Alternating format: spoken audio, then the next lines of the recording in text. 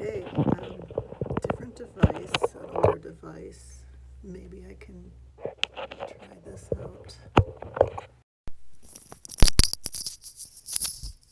See if this works. Does this work? I hope so. So, you guys like my new glasses? Um, yeah, it's been difficult winter. With things going on in the news. And it's like sometimes, I post things and I know not everyone can see what's in my artifacts. There's so much about me, but it's like I'm not here to like really discuss who I am. Oh gosh, I forgot. Like last time I did this and had this earpiece, it kept hitting my hair, and you kept hearing like it brushing against my hair. Thought I'd try to put my hair down and maybe I'd look cute. If you can tell, I have like kind of purplish. It's actually like a red highlight, and then I played around with different, like maybe some purple lowlights. Um, the color is Vampire Red by Manic Panic. So that seems to be the color that works best. See, I just didn't want to go gray. I'm a grandma, so I never really wanted to look like all washed out and silvery. So I used to use henna, and that was nice. I liked it, but it was like putting mud in your hair, and it the result was pretty. I kind of missed doing it. Um, I thought I like the smell. Some people don't like the smell of it, but it's like the natural henna, not like the stuff you get from like a commercial beauty supply store, like the stuff you'd actually go into, like the Indian or Pakistani stores, and they have it in just the plant, the crushed plant in the package. And that's all it should be. Um, so it's like when I was living in Bristol, Connecticut, that was actually a property that my great grandparents had built on. And first I started noticing things about the rocks that were around, and I'd find some very interesting pieces. And, first thing I'm doing is asking people, what is this? And nobody has an answer for you. And nobody wants to give it. They just say, oh, that's just a rock or whatever. I guess when you ask the questions, people assume you're stupid. So I had to figure it out on my own, and it didn't take, I didn't figure it out right away. It took a while. So if I just took like the plain artifacts, I don't know if I have one over here somewhere, because I tend to just,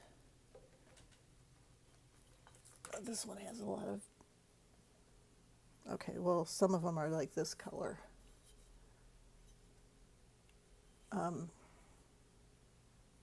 And believe it or not, there's stuff in this, but it was where I found it and how I found it.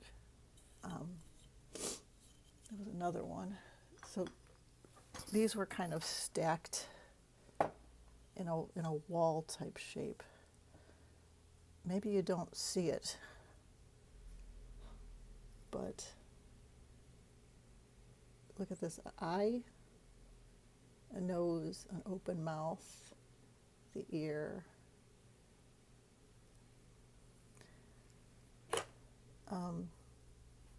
So this is not the best. Maybe these big chunks of stone, or what I figured that they were was like soft tissue petrification, because you'd find like pieces of thread in them. Now, when I went to the axe factory, the Collinsville axe factory, there they had like samples, little swatches of walrus hide. There it was.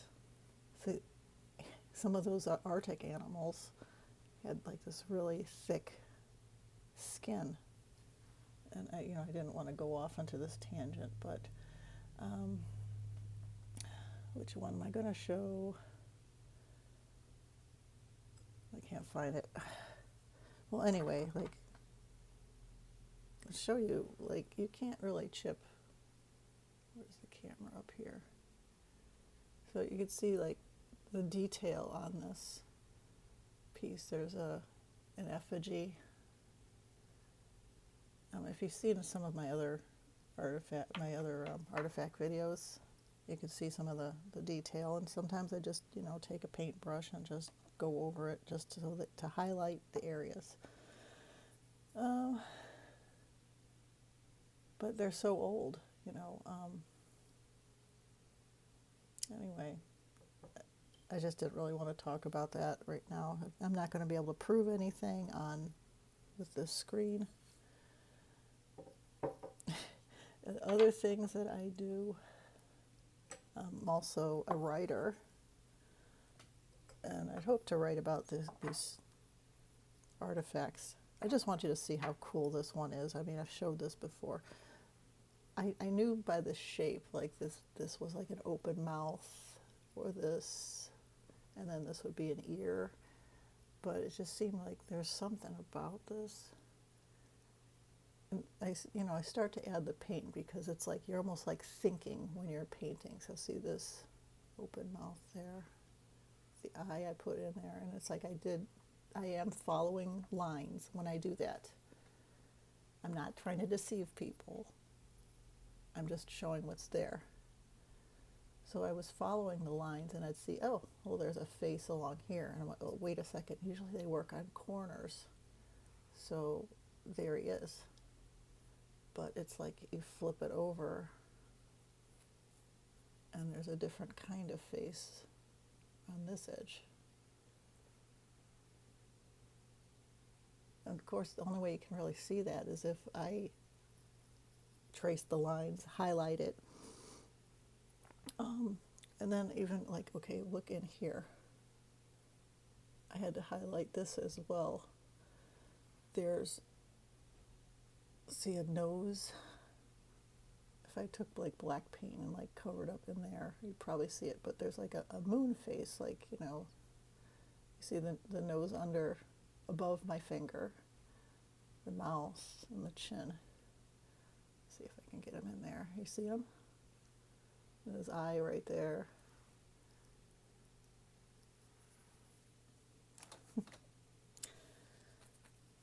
So, where's some of the books I wrote? So you can see the name I use for my, this kind of like one of my aliases is Tallulah Bell Torty. As my author name, I am DM Torty. I don't know if that's showing up backwards. It probably is. And this is like book 2. You can see this is that's the author copy. So when I go through here, there's like, I have like all kinds of like corrections and stuff, like that kind of stuff.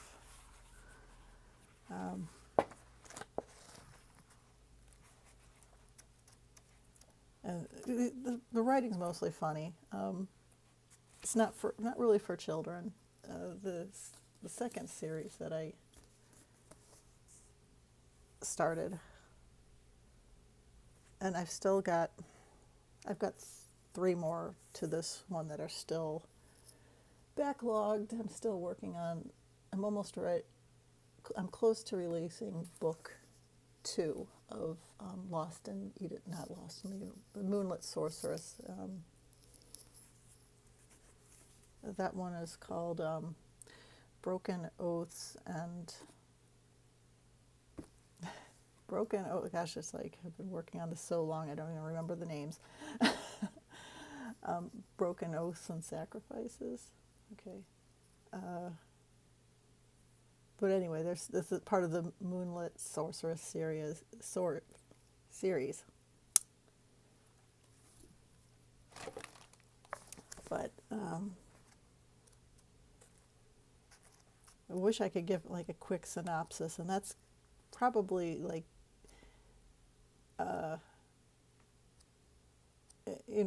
probably the hardest thing for a writer to do, especially if they have like a long, complex book, is to give a synopsis about their stories. But it's nice if I have pictures. Okay, so this guy right here is Silas Strathern.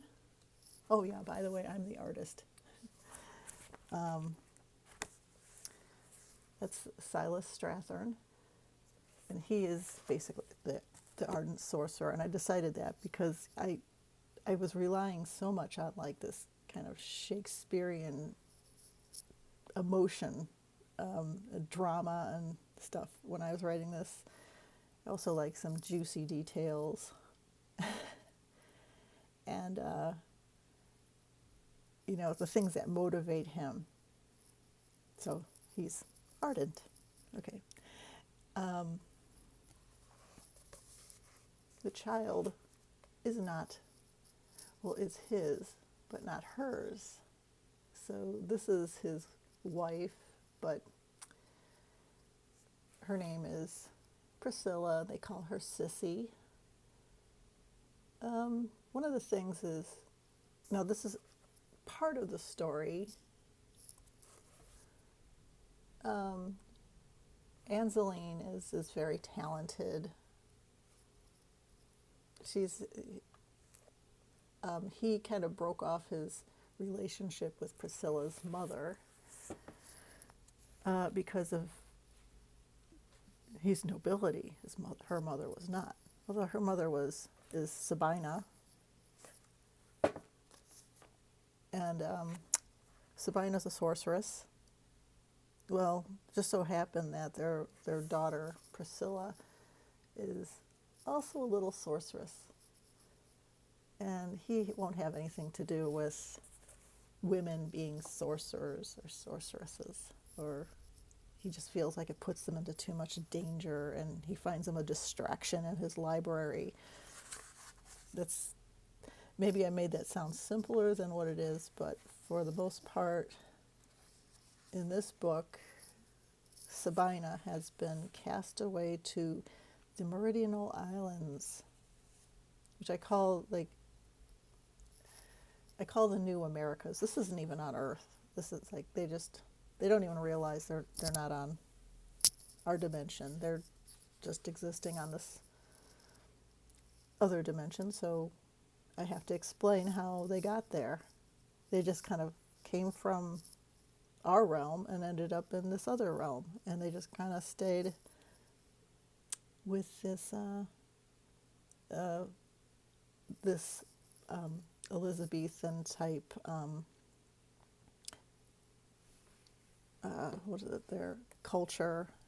They weren't really advancing.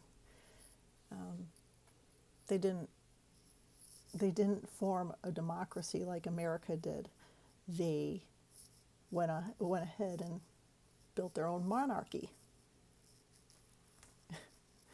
So maybe I'll end this one here. Maybe I'll do a reading from this book. I do have to go to work in a little bit. I hope everyone has a great day.